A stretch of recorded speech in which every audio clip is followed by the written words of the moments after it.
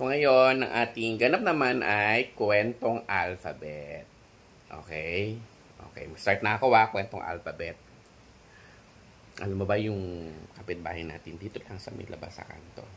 Buntis. Ngayon? Oo, ngayon. Ikaw na sunod. Tapos na ako sa letter A. Saan ang A dun? Ay, alam mo ba? Alam mo ba yung kapitbahay natin dyan? Di ba? Hindi mo kilala yung dyan. Buntis. Ay, ikaw ano?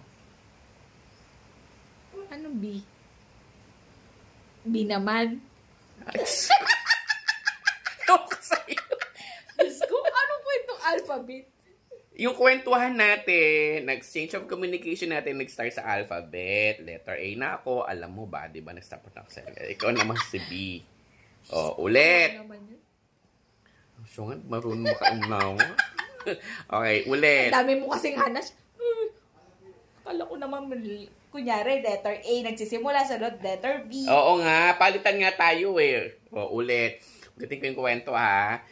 Alam mo ba, yung kapitbahay natin sa kanto, nabuntisan. Bakit? Bakit naman nabuntis?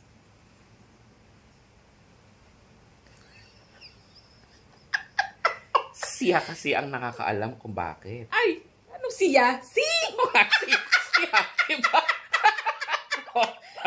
Sabi ko, Tulog! siya Ano siya? nakakaalam. Siya nakakaalam kung bakit, kung sino at bakit. Sound